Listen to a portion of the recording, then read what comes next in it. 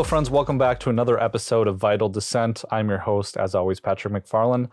This one is episode 259. Show notes are at vitaldescent.com/259. And on the phone, I am really glad and excited to be joined by Ted Snider. Ted is a regular columnist at antiwar.com, the Libertarian Institute, and also often appears in at the Quincy Institute for Responsible Statecraft and the American Conservative. Ted, welcome to the show.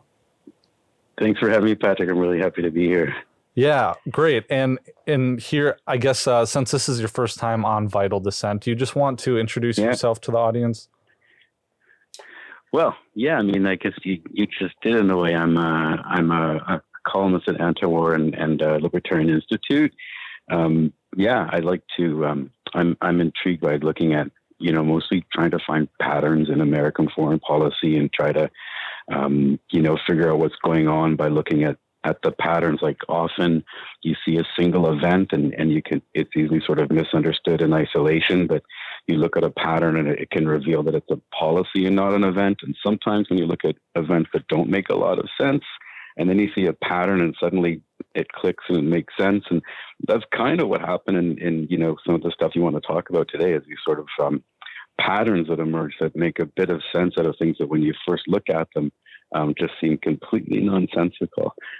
So that's kind of what I like to do.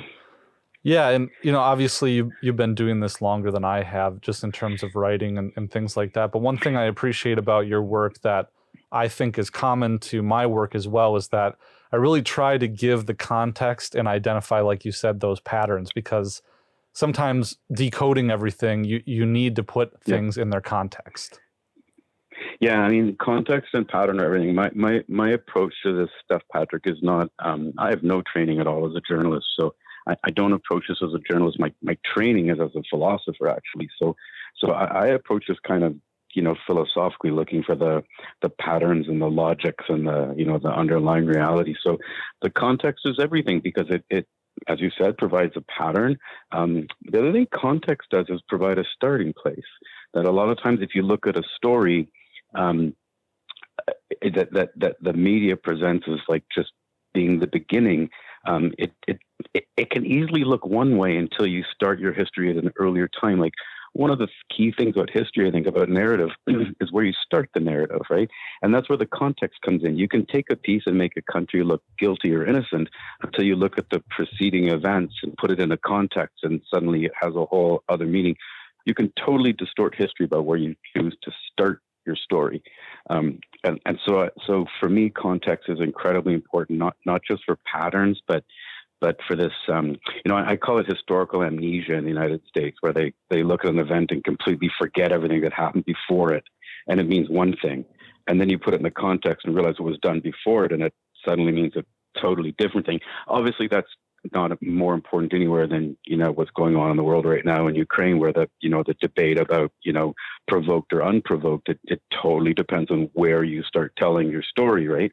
So yeah, I agree with you. I think that context is everything, and looking at the stuff that's happening today only takes on any kind of sensible historical meaning if you look at it in the historical context that it has to be situated in. Yeah, and in some way we start at a disadvantage right away, because providing that context is difficult in that there's a lot of self-educating to do, and then filling in the background and doing it succinctly in a way that's going to engage the reader is difficult to do. And I mean, for me, it takes a lot of time, which I don't have a whole lot of. So it's very difficult, and it's not fair, because it's the job of the media to be doing that. But because the media has abdicated that responsibility and doesn't give an honest historical context, but just gives sort of talking points so that they kind of lead you to interpret today's events in isolation. And the reason that's unfair, Patrick, is because what you said about time. Nobody has time to become an expert on everything. Everybody has time maybe become an expert on one thing, and then you can read the media and go, oh, wait a minute, there's a context missing. But for the other 99% of the things in the media, we don't have time to become experts on that. We're dependent on them. And if they don't do it, they abandon us. And that's what's so important about kind of the alternative media is you got to kind of fill that context in. It's a disservice that the media does quite deliberately to manipulate you to see the world the way they want you to see it. And you need somebody to take the time to go in and do that, that background stuff. But those voices don't get represented on the media, and so people are they're just abandoned to the disinformation. And so, yeah, and I'm sure, like on some of the stuff we're going to talk about today, the key thing will be trying to provide sort of a context so that the pattern makes sense where the individual event maybe doesn't. Yeah, and it's not quite as sexy either, is it, Ted? I mean, to be like, oh well, yeah, China has this clandestine spy base that they set up in Cuba, and it's a huge threat, and here it is, and we should all be afraid. Yeah, I mean, you read that June 8th Wall Street Journal story, and it's spectacular. Like it's such an exciting story. I mean, the language that they use, that I don't have that article in front of me, but that China, reached a secret agreement on this new base, and it represents I forget the words they use, an unprecedented violation and challenge to the states. But this whole idea of secret and unprecedented and threat, it's an exciting story until you unpack it and realize that they make 4 sensational claims, and that there's no question that not one of those claims are true. I mean, even things they say the U.S. government is saying, if you look closely at the context, the U.S. government is specifically not saying that. But yeah, the Wall Street Journal story was exciting, and it got reproduced everywhere. But if you try to place it in a context to sort of bring out the truth, that's really not exciting, and it doesn't get reproduced everywhere. And that's the problem, is that the truth is almost never, as exciting as the sort of fallacious stories that get made up to whip the public into a frenzy. So yeah, the story we're going to talk about is really exciting. My debunking of the story is pretty boring, but I'll try to make it exciting. Well, I didn't find it to be boring. I mean, especially because I had covered, maybe we're just of a different breed, Ted, but when I did cover the previous chapter in this whole outrageous claims made by the U.S. against China, which was the spy balloon story, which was also salacious. Sure. Yeah, I mean, that's one of the things I talk about the piece, and you've already done the work for me, Patrick, because that's the pattern. The pattern that I didn't see talked about anywhere in the mainstream media is that every time the U.S. Secretary of State goes to China to perhaps have talks to de-escalate what is a very potentially dangerous conflict, somebody sabotages those talks by accusing China of some kind of espionage violation. And the first time Blinken canceled his trip over it. The second time he didn't. That's what they don't have in common. What they do have in common is that both times the spying accusation was a lie. And so you do get this you get this question about whether someone in defense or intelligence is deliberately sabotaging any sort of attempt to mend things with China because they don't want to. But yeah, that's the pattern. Is that the first time Blinken was, and remember, there has not been a lot of talking between China and the States, or between the States and Russia. That's one of the amazing things about diplomacy today, is that diplomacy used to be talking to your enemy to de-escalate conflicts. Today, diplomacy is about, if you're my enemy, I refuse to talk to you, which is the abdication of diplomacy. And so you finally got this time where Blinken was going to go to China and talk to top officials in Beijing, and then the spy balloon story breaks and the trip gets canceled. And I'm happy to talk about some of the details on that. And that story turns out to be ridiculously untrue in the end. Not just untrue, but ridiculously untrue.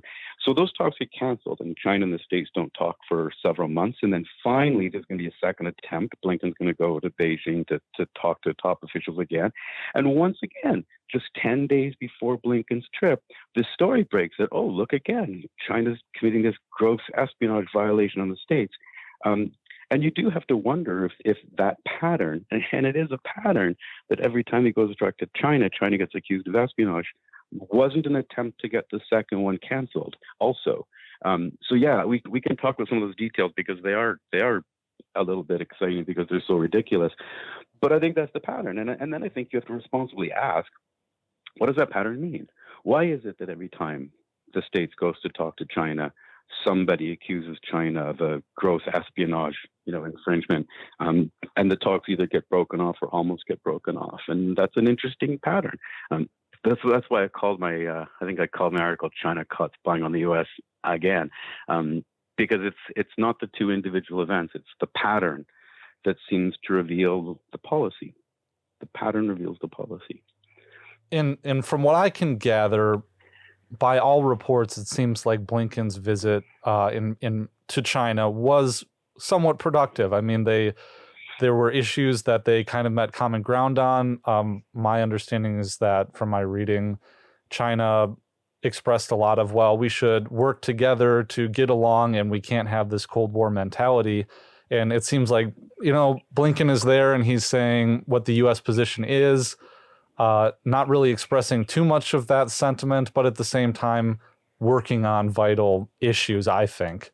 But then he comes back and Biden in a one-off remark on a speech calls Xi a dictator, and then Blinken backs it. Yeah. And so, look, and you've probably followed this story more closely than I have. It does seem like the talks were, I would say, from what I've read, it seems like the talks were the most polite talks they've had in a long time. How much content got done, but previously the talks have been largely accusatory, and this time they seem to have been, a little bit polite, where they seem to not accuse but talk about what they need to do. There may not have been a huge amount of content, but maybe that's step one in diplomacy, right? So maybe something was kind of accomplished a bit. Then, as you say, Blinken comes home. Biden, who is prone to these sort of gaffes, calls Xi a dictator, and then one off, but kind of two off, because he wouldn't back down from it and said that he stands by it, and then maybe three off, because then Blinken goes, as you said, on the media and says, Biden's going to say things that make China unhappy, and Biden speaks for all of us. So again, you get like the chief diplomat being really undiplomatic, and so that kind of, I hate to go back to the balloon imagery, but kind of deflated, deflated some of the talks. Different from the espionage thing. It's almost like the espionage thing didn't work, so somebody did this after the fact. But what's interesting for me about the espionage thing is you do have this pattern, kind of in American history and American foreign policy, where you get this pattern that when there's going to be peace talks, they get undercut by a fabricated atrocity or by a fabricated infringement. The China thing's not alone in this pattern. It goes back a very long way. Like go back to Korea, for example. And I'm not an expert on this, so I can't speak to it, in depth. But if you go back to Korea, there was a point where there were very promising peace talks about to happen, and then suddenly the media breaks the story of this, North Korean atrocity where there's this mass killing of American prisoners. It wasn't true, but it put an end to the talks. And then you get the same sort of thing, in the Iraq War, where Saddam Hussein gets accused of this atrocity of, throwing babies at other incubators and killing them, and that wasn't true. And then you get, talks with Iran, that every time there's going to be a talk with Iran, another story breaks about an Iran violation of, some kind of nuclear agreement, and that isn't true. And in each case, the ground is laid. It's not a quick, what are we going to do strategy. The groundwork's been laid because the public is set up to believe these stories by a backstory of that kind of atrocity, so that the North Koreans, there was all these fabricated stories of North Korean mass murders of, prisoners or people, so that when the story breaks, the public's ready for it. They've already been pre-led to believe it. We believe every time we read about Iran because we've been told all these false stories about Iran, breaking nuclear, ceilings, and we were prepared for, Saddam Hussein because of his, brutal atrocities. There's always this sort of backstory that they set us up so that when they need it, we're ready. And for China, it's always been espionage, whether it's, corporate espionage or intelligent espionage. There's all these stories laid that China's spying on you. So when you need to pull something out to get rid of China fast, you pull out the espionage trick. So when Blinken was going to China the first time, you pull out this fantastic story of spy balloons. And by the way, Patrick, who cares about spy balloons? Like the States is flying spy balloons over China every day. They spy on China every day. Is China spying on the United States? Of course they are. But what hypocrisy, right? We're spying on China every day. And, as for those balloons, Canada and the States shot down, I think it was 4 objects on those days. Biden publicly admitted that 3 of them were just research balloons from like private people or private companies. And the 4th one, this balloon flying over the States to, that caught them by surprise to spy on them. Similar to the current Cuba one, which we'll talk more about in a second, I guess. It wasn't a surprise. They've been tracking that balloon for a week. They knew about the balloon. There was no big surprise when they revealed it. And they knew that it wasn't being sent by China or the States to spy on them, because they'd already had investigation on this idea that some very strong winds had pushed it way off course. There was absolutely no story here. But if you want to sabotage talks, you pull it out and everybody's prepared to believe it. And that's what happened with this current story, too, in the Wall Street Journal, that when Blinken was going the second time, and then the story breaks that China has signed a secret agreement to establish this new spy base on Cuba, that's this unprecedented new invasion where the Chinese will be able to hear everything that's happening in the States. And then, we can go through that point by point. We can do whatever you want. But that story was no more true than the first. The timing of the story, again, that's the pattern, was perfect.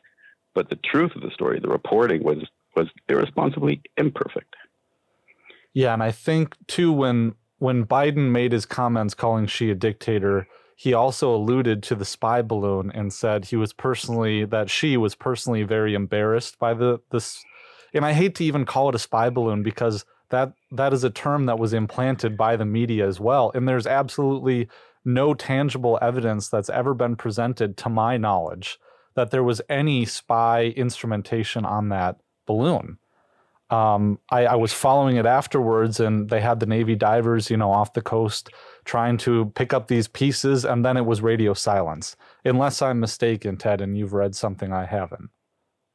No, I haven't read something you haven't. You're probably more informed about than I am, but I've read the same. But I think that the second point is that even if it was a spy balloon, right, it wasn't being sent over the States, and the States knew that. They knew that it had just drifted there in the wind.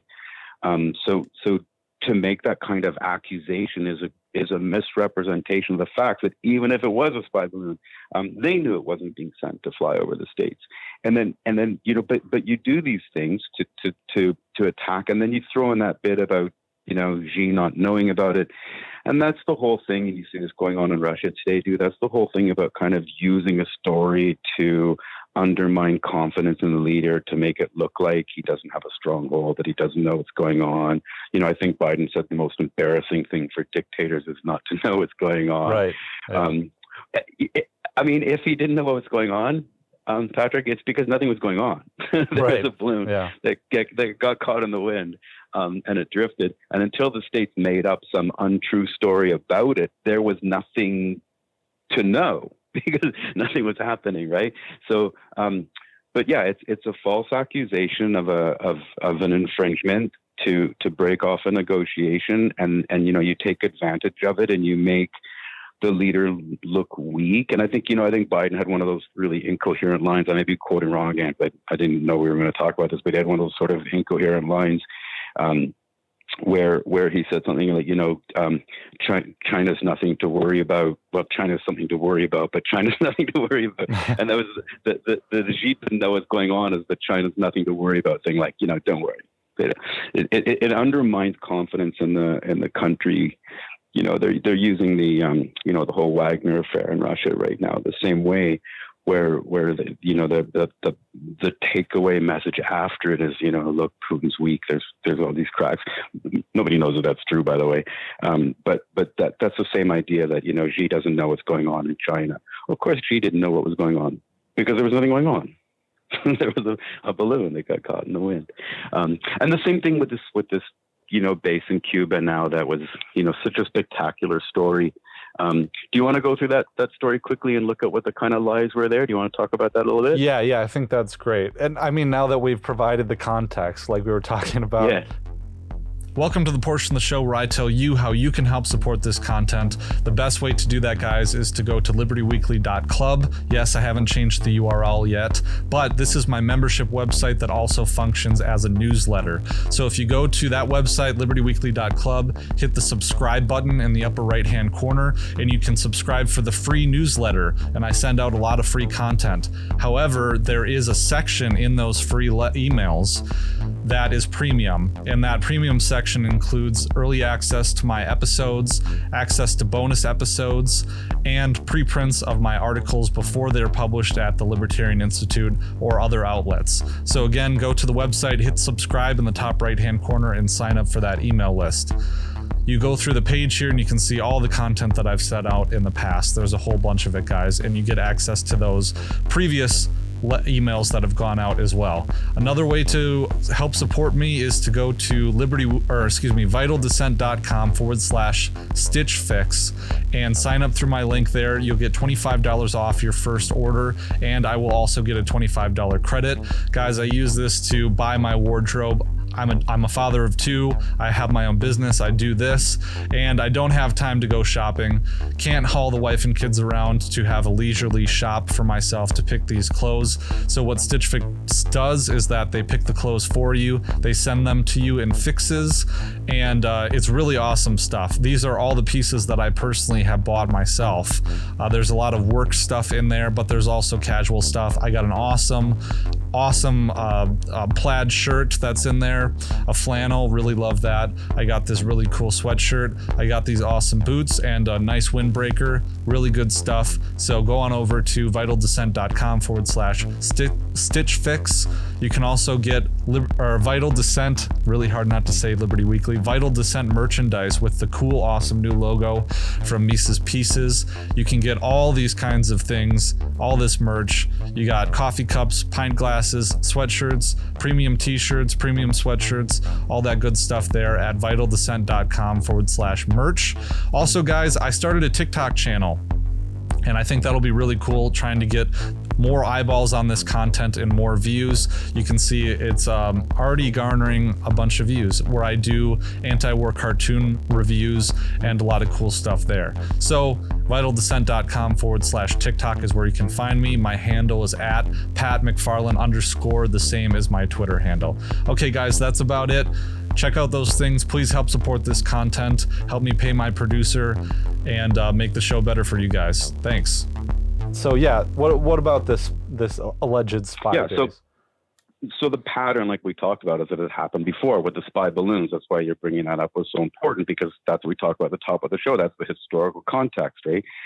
This story of the Cuba spying base is kind of confusing and meaningless without the context of the Chinese balloons, because again, it happened just before Blinken was going to go back to his rescheduled visit with China, that the spy balloons deflated. And then you get the second visit to China, and 10 days before it breaks, look, China's spying on us again, right? And so this time the story is that China secretly negotiated a new base. And the Wall Street Journal calls it a new base, and they say it's dangerous, and they say that it took the Biden administration by shock, and they were alarmed. Well, first of all, Patrick, it's not a base. It's a facility, but it's not a base. There's some antenna there. There's a facility there. There's no question there's a facility there. To call it a military base is misleading. Secondly, it didn't spark any alarm in the Biden administration at all, and the Biden administration will tell you that. In fact, the Biden administration did tell you that. The spokesman, John Kirby, said, "I've seen the report. It's not accurate." And another official told Reuters that it doesn't comport with their understanding. It didn't spark any alarm because they knew it wasn't true. And the reason why they knew it wasn't true, Patrick, and why it didn't alarm them is because they knew, that was my cat chiming in, they knew that it wasn't new at all. They've known that China's spying forever, and specifically, they've known about this facility forever. There was a 2018 FCC report that referred to this spying facility So that's 5 years ago. They referred to it, and so the Biden administration said, based on that report, now I'm actually quoting. They said they've been aware of it, and then they said, quote, "It's not a new development at all." And in fact, although the media didn't really pick up on this, even 2018 is not where the story starts. If you keep digging around a bit, you'll find Marco Rubio, the senator from Florida, calling out kind of hysterics in the Congress in 2016 that we're not making any negotiations with Cuba at all until they, quote, "kick out this Chinese listening station." And I don't know how to say the name properly, Behukal, I think, or something like that. So we're talking 7 years ago that they're already talking about this Chinese base that the Wall Street Journal is talking about as a new and unprecedented challenge. This base is being established. We've known about this base for 7-8 years now, so there's nothing there. Furthermore, it's not an unprecedented anything. Anyone who knows anything about, Chinese intelligence gathering will tell you that a listening post in Cuba's not that terrifying. They've got satellites flying over all the time. They've got, all this stuff. So not one thing in the Wall Street Journal that it was a base, that it was new, that it freaked out the Biden administration, that it's an unprecedented challenge to U.S. security. There was no story to any of those, but it was a huge story, and it spread all over the place. But there's really no story. Not to mention, as we talked about before, the kind of hypocrisy of all this. When the Chinese spy balloon story took off, I keep using balloon puns, I'm sorry. When the spy balloon story took off, I spoke to Chaz Freeman, who's a retired U.S. ambassador, very knowledgeable China. He accompanied Nixon to China in 1972. I think he was his translator in 1972. And Ambassador Freeman told me that the U.S. mounts reconnaissance missions over China. He said, I think he said like 3 times a day minimum. This just happens all the time. So also just tremendous hypocrisy. But there was no story, Patrick. There was no story. There was nothing new happening in Cuba that we haven't known about for years. But the Wall Street Journal breaks the story, or somebody leaks the story to try to cancel Blinken's second trip to China. But this breaking story, it wasn't breaking, and it wasn't a story. Yeah, and I'm just thinking of, all the different claims. Like, I believe Dave DeCamp had an exchange he was going after Matt Gaetz on Twitter. Matt Gaetz, someone who is incredibly frustrating at times because sometimes you want to stand up and applaud him, and at other times, especially when it comes to China, you're just shaking your head. And David said, well, criticizing him and saying, like, well, what's the deal with this? I mean, and there's no spy base or, whatever you're talking about. This is just bogus. And Matt Gaetz actually responded and said, there is, period. And that was it. But it's just incredibly frustrating with these salacious claims. And well, but he's right. See, that's the thing, right? He's right. There is a spy base, but that's not news. It's not a story. Sure. Right? There's always been this, and it's not a base. There's always been this little facility that's been there for so this is the deceptive part. This is why we were talking with Patrick before about context being everything. Right. If you just take the event, if you just say there's a listening station in Cuba, that's probably true. But was what the Wall Street Journal made of it true out of context? No. It's not a new base. Right. It's not a provocative. Like none of this stuff was true. So someone can get on the air and scare the crap out of Americans by saying China has a listening station in Cuba, and it evokes all these things of the Cuban Missile Crisis, 100 meters off, from Key West, whatever. And did he lie when he said there's a Chinese listening base in Cuba? Probably not. There probably is a Chinese listening base in Cuba. Is that news? Is that something that should have threatened Blinken's trip to China? Of course it's not. It just what we talked about earlier, it just reaches back to this mindset that we've been put in about Chinese espionage. And so it plucks it out and makes people think that this major international event has just happened. No international event happened. A quiet little listening station in Cuba that's been sitting there since at least 2016 is still sitting there. Is there anything new about it? Well, according to U.S. intelligence, China might have last upgraded it in 2019. So if there's anything new happening in Cuba, happened 4 years ago. What's that got to do with Blinken's trip to Beijing today? Right. Yeah. And I hope I didn't misrepresent what Dave said again, either to Matt Gaetz, but it just it made me think of when the spy balloon, well, the weather balloon situation happened. I think Jack Posobiec is someone who's incredibly, I mean, he's influential out there and kind of the Tim Poolaverse, and has his own following and kind of like the side of the right that's rabidly anti-China. And the Post Millennial, his website, had a story that wasn't written by him, one of his staffers, but he had shared it on Twitter, and it was claiming that there was an explosive charge, like a large explosive charge that was on this weather balloon. And it directly contradicted what the State Department spokesman had said about it. I think maybe it was a general, one of the Air Force, like the Air National Guard generals or something like that.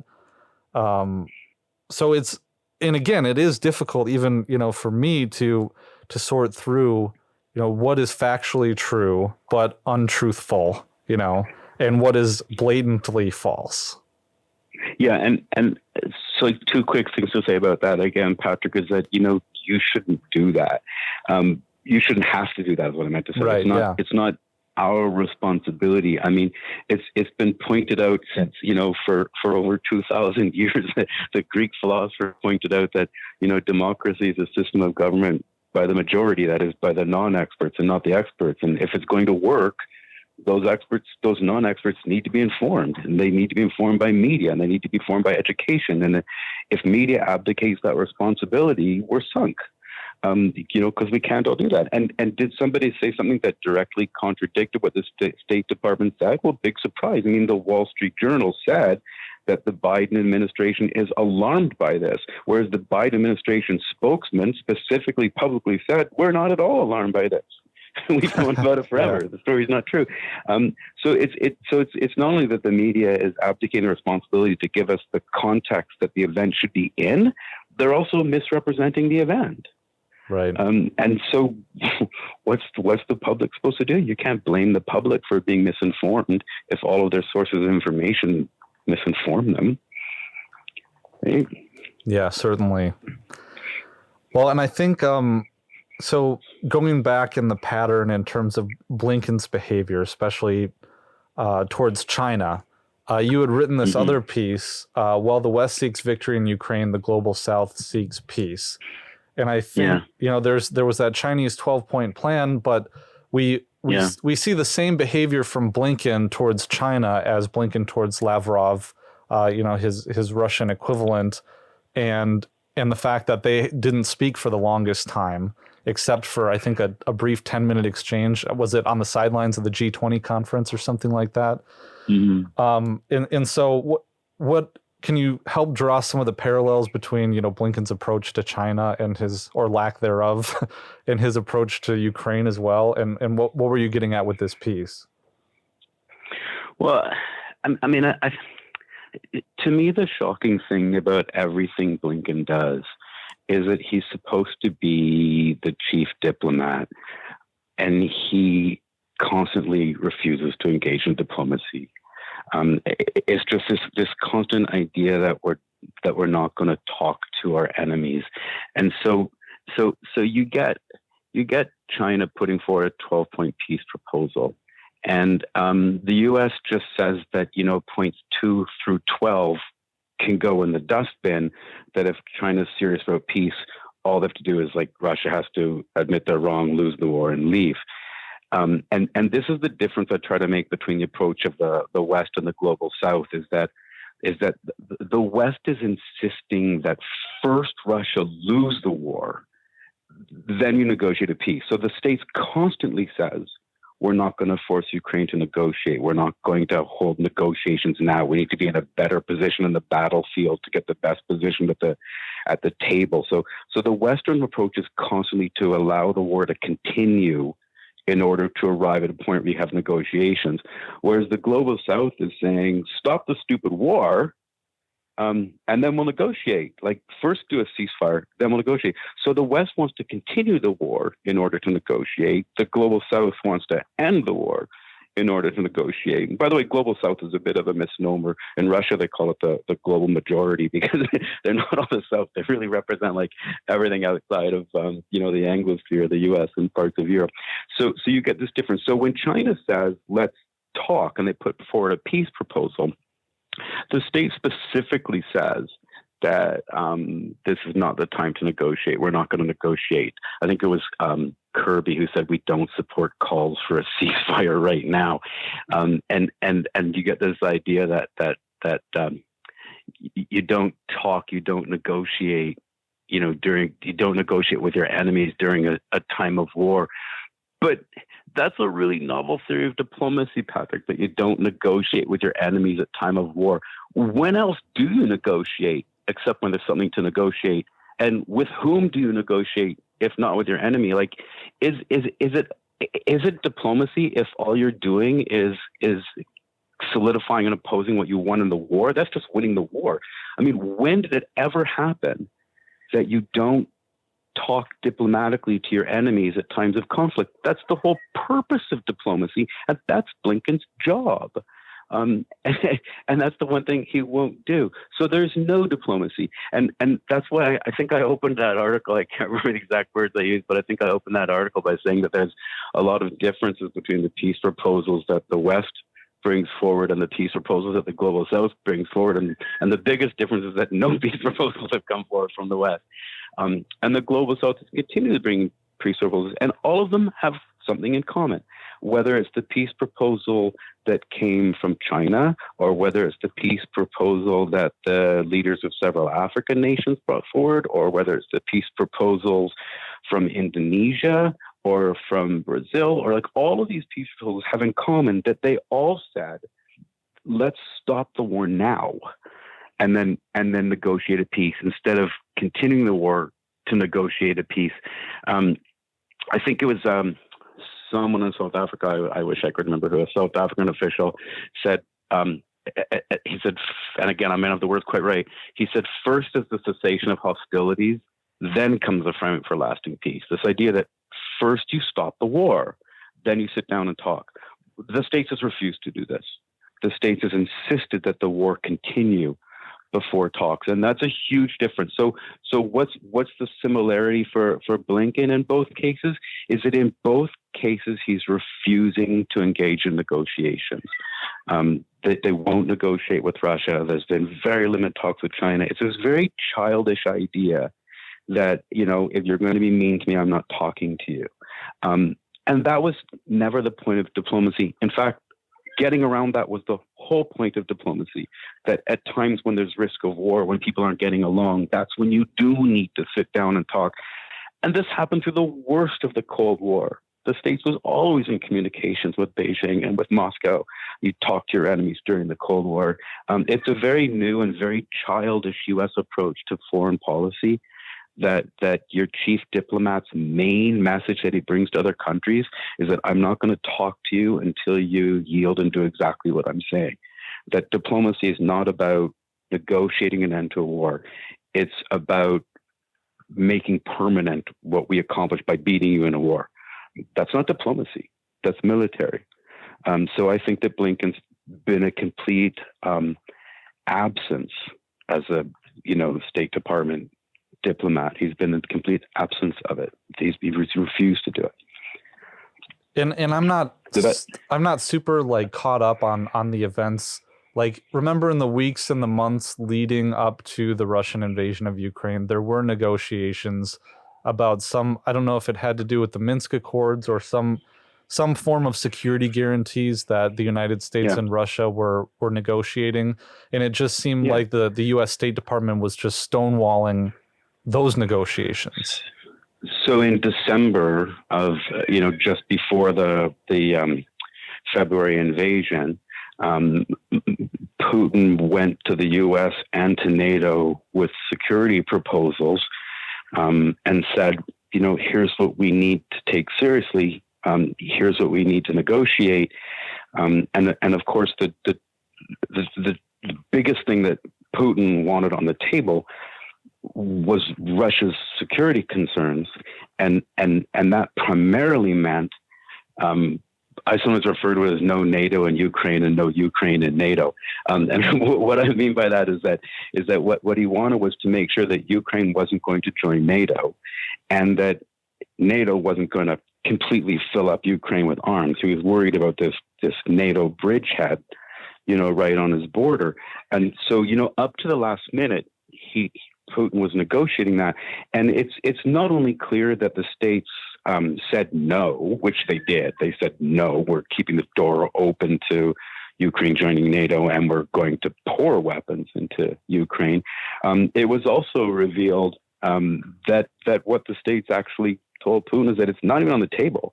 And again, that's that point we keep coming back to. It's not a failure. It's not that diplomacy didn't achieve what it was trying to achieve. They didn't try diplomacy. It's not that the state said, we'll talk about it. I don't know if we can reach an agreement. We'll talk about it.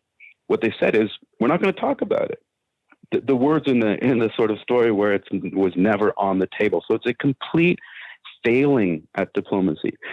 As for the Minsk Accords, which the states never pressured Ukraine to implement, on the very eve of the war, I had to look back at my chronology, but we're talking days, a week, whatever, before the war, Putin is still calling the French and German leaders. He's still desperately trying to avoid the war by putting into effect the Minsk Accords, which agreed to allow the Donbass to stay in Ukraine. Putin didn't want the Donbass. He was fighting like crazy. Let's keep the Donbass in Ukraine, but let's grant the Donbass a certain amount of autonomy so they can protect their kind of Russian ethnic heritage. And again, the states was absolutely refusing to engage in these negotiations. In fact, stories have come out since then that the whole Minsk Accords might have been a trick by the West. This is what, Angela Merkel and Francois Hollande and several people in Ukraine have come forward now and said that it was never a serious negotiation. It was an attempt to buy time because we always intended a military solution. But the important point that you're making is that Russia was trying, not trying to completely, forgive Russia. It's not apologizing for anything. I'm a pacifist. Wars are wrong, right? I'm not condoning the invasion. But to our point, Putin was trying to negotiate as late as December, just before the war. He was trying to negotiate those security concerns. And the key point is that there wasn't a failure of the U.S. to achieve the diplomatic agenda. There was a refusal for the U.S. to have a diplomatic agenda. They just said it's not on the table. And I think that's the common line through all of this is that Biden and Blinken have refused to engage in diplomacy at all. They've just maintained this policy that if you're my enemy, I'm not going to talk to you. We're going to break you by either, by threats or force or whatever. And when we break you, then we'll have a negotiation where you agree to what we made you do. But there's been a complete absence of diplomacy. Well, I mean, what kind of statement is that we don't support calls for a ceasefire? What kind of statement is it that we don't negotiate? I mean, there was that other line that I think Ned Price said, who's the State Department spokesman, so he's talking for Blinken, where he says, Russia says they want to negotiate an end to the war. We're talking about the first days of the war. Russia says they want to, engage in diplomacy and end the war. And again, I forget exact lines, but he says, where the mortars falling and the war is on and Russia's, shooting at Ukraine, this is not the time for diplomacy. And again, you want to ask, then when is? Right? That's no when kidding. did it ever become a rule that you don't negotiate an end of a war during a war? That first you win the war, then that's not diplomacy. That's military. There's been a complete abdication of diplomacy in the United States. And it just seems like if the United States is trying to cling to their unipolar moment desperately and failing to do so, do you think that you would do that by, creating this proxy war, or do you think you would do that by being the one who carries the torch into the future, of cooperation and security through peace and diplomacy? I think the more confident you are that your unipolar world is surviving and strong, the more willing you are to engage in the kind of diplomacy that the states engaged in with Beijing and Moscow, Sure. During the Cold War and in the past. And I think the more that you're afraid that you are losing that unipolar moment, the more desperately you try to enforce it, because the States doesn't have the diplomatic power anymore to do that. It was who was Burns, head of the CIA, had that comment that got very little reported, where he said, we're no longer the only big guy in the block. We can no longer guarantee our position at the head of the table. I mean, that's the first American official, I think, to go on a record and say it's no longer a unipolar world. And when you believe that you can't get that head at the table, I guess you become more and more afraid of relying on the table because you're no longer the head of it. So, I'm just speculating now, but I think my best answer to your question is this is what happens when you're not confident that it's a unipolar world anymore, that you're the sole power. Yeah. Well, Ted, I want to be respectful of your time here. I really enjoyed having you on, and I hope we can do it again. Yeah, that'd be great. I really enjoyed talking to you. It was great. Thank you. Yeah, and I think we talked about this. I mean, where can people find your work? I'm published in different places, but I'm a regular columnist at antiwar.com and the Libertarian Institute. So those are the best places to find me. I appear fairly regularly at Responsible Statecraft and the American Conservative and other outlets. I'm a columnist at Antiwar and the Libertarian Institute. Awesome. Yeah, and I'll put the links in the show notes page again. vitaldescent.com/259. Yep. So. All right, Ted. Well, thanks so much. You have a great day. I really appreciate it. You too. Thank you very much. Thanks for having me on the show.